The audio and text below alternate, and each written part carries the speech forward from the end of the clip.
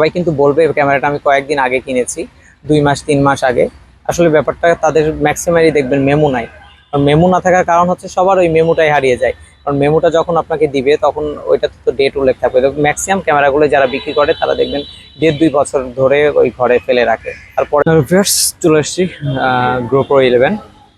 তো এই ক্যামেরাটা কিভাবে আপনার পুরাতন ক্যামেরাটা কি কি চেক করে কিনবেন এই বিষয়টা নিয়ে আপনাদের সাথে আজকে শেয়ার করব। তো প্রথমে ক্যামেরাটা ভালো করে চেক করে নেবেন যে ক্যামেরাতে কোনো প্রকার ডেন্ট আছে কিনা, অর্থাৎ কোনো স্পট আছে কিনা, অর্থাৎ ক্যামেরাটা পড়ে গিয়েছে কিনা বা ক্যামেরাতে কোনো স্পট পড়েছে কিনা, এটা কিন্তু ফার্স্টলি আপনাকে চেক করতে হবে।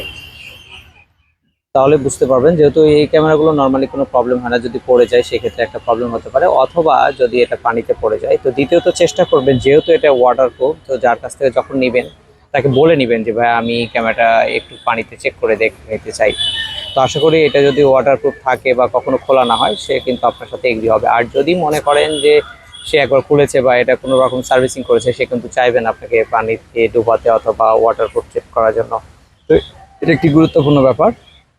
তো আমি এটা সেকেন্ড হ্যান্ড কিনেছিলাম। তো সেকেন্ড হ্যান্ড কেনার সাথে সাথে কি কি আমি পেয়েছি বা কত টাকা দিয়ে কিনেছি, আমি এটা কিন্তু আপনাদেরকে বিস্তারিত শেয়ার করব। তো এইটা হচ্ছে পরবর্তী যে জিনিসটা দেখবেন সেটা হচ্ছে এই ক্যামেরা 4K 60 FPS এ রান করবেন। 4K 60 FPS এ রান করবেন এবং যখন আপনি ক্যামেরাটি কিনবেন, কেনার আগে যেহেতু আমরা হচ্ছে অনলাইনের মাধ্যমে এই ক্যামেরাগুলো বেশি কিনে থাকি, সেকেন্ড হ্যান্ড ক্যামেরাগুলো। তো এই ক্যামেরাগুলো যেহেতু সেকেন্ড হ্যান্ড কিনছি, তো তাকে আগে থেকে ফোন করে বলে রাখবেন যে ভাইয়া আপনার কাছে যে কয়েকটা ব্যাটারি আছে সবগুলো ব্যাটারি ফুল চার্জ দিয়ে রাখবেন। এটা কিন্তু ইম্পর্টেন্স ব্যাপার, কারণ ব্যাটারির ব্যাকআপটা আপনাকে জানতে হবে।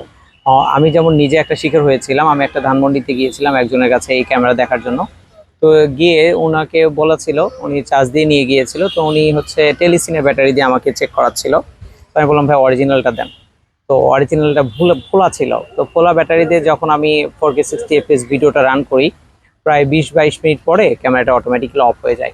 তো অফ হয়ে যাওয়ার পরে যখন সে ব্যাটারিটা এই খুলে বের করার চেষ্টা করছিল, এটা ধরে যখন টান দিচ্ছিল, তখন এইটা শুধু উঠে চলে আসে।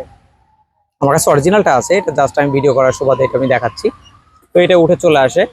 তো আমার কাছে তখন ব্যাপারটা কেমন একটা খটকা লাগে যে আসলে ব্যাপারটা কেমন। তো এই জন্য আপনাকে অবশ্যই ব্যাটারিগুলো ফুল চার্জ দিয়ে রাখতে বলবেন এবং অবশ্যই সেটা যাওয়ার সময় চেক করে নেবেন যে কতক্ষণ পর্যন্ত। এরপর 4K 60 FPS এ আপনি ক্যামেরাটা রান করে রাখবেন ফুল চার্জ দেওয়ার পরে। কতক্ষণ পর্যন্ত ভিডিও হচ্ছে এটা কিন্তু আপনাকে মাস্টলি দেখতে হবে। নর্মালি একটা ভালো ব্যাটারি থাকলে 4K 60 FPS প্রায় 40 মিনিটের মতো আপনাকে ব্যাকআপ দিবে, আর কম হলেও 25 থেকে 30 থাকবেই। তো এটা কিন্তু মাস্ট বি আপনাকে চেক করতে হবে। আর এর মধ্যে যদি কোনোভাবে 20-22 মিনিটের মধ্যে অতিরিক্ত গরম হয়ে বন্ধ হয়ে যায়, তাহলে মনে করবেন ক্যামেরাতে কোনো না কোনো সমস্যা আছে, সেই ক্যামেরা আপনারা নেবেন না। এটা কিন্তু সবচেয়ে ইম্পর্টেন্ট ব্যাপারটাই হচ্ছে এই ক্যামেরাটা চেক করা। এছাড়া তেমন কিছু থাকে না। তবে আরও বেশ কিছু যেই ব্যাপারগুলো আছে সেটা হচ্ছে আপনি ক্যামেরা যখন নেবেন, ক্যামেরার সাথে কি কি অ্যাক্সেসরিজ পাচ্ছেন এই দিকে কিন্তু গুরুত্ব দিবেন। কেননা একটা ক্যামেরা শুধু কিনলে তার অ্যাক্সেসরিজগুলো কিন্তু অনেক দামের উপর। বিশেষ করে মাইক অ্যাডাপ্টার আছে কিনা, ব্লগিং কেস আছে কিনা, কোনো চিন মাউন্ট হেলমেটের জন্য আছে কিনা, মেমোরি কার্ড আছে কিনা, এক্সট্রা ব্যাটারি আছে কিনা, ট্রাইপড আছে কিনা, এই সবগুলো ব্যাপার কিন্তু আপনাকে দেখতে হবে। যদিও কমপ্লিট বিশেষ করে কিছু না থাকলে আপনি 3টা জিনিস যাতে থাকে এবং সেই ক্যামেরাগুলো কেনার চেষ্টা করবেন। সেটা হচ্ছে গুড কন্ডিশন ক্যামেরা, অতিরিক্ত ব্যাটারি এবং মেমোরি কার্ড। অন্তপক্ষে এইটুক হলেও আপনি ভিডিওটা চালিয়ে নিতে পারবেন। কারণ ভয়েসের যে ব্যাপারটা, মাইক অ্যাডাপ্টারটা যদি আপনি পরবর্তীতেও কিনেন, নর্মালি ভিডিও এডিটিংয়ের সময় আপনি এটার ভয়েস কিন্তু অ্যাড করতে পারবেন। এটা একটু মাথায় রাখবেন। আর নর্মালি এরও যে ভয়েস কোয়ালিটি, এটাও কিন্তু অনেক সুন্দর। তবে সবচেয়ে বড় যে ইম্পর্টেন্স ব্যাপার সেটা হচ্ছে সবাই কিন্তু বলবে ক্যামেরাটা আমি কয়েকদিন আগে কিনেছি, 2 মাস 3 মাস আগে।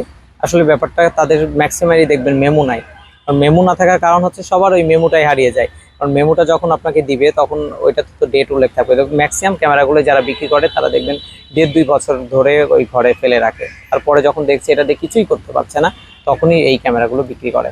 তো মেমো থাকলে সবচেয়ে ভালো হয়, মেমো না থাকলে তো আসলে কিছু করার নাই, তখন আপনাকে এইটা ঠিকঠাক মতো সবকিছু চেক করবো। একটা সেকেন্ড হ্যান্ড ক্যামেরা কেনার জন্য অতিরিক্ত তেমন কিছু আর চেক করার প্রয়োজন হয় না। জাস্ট এই অল্প কিছু জিনিসগুলো চেক করবেন।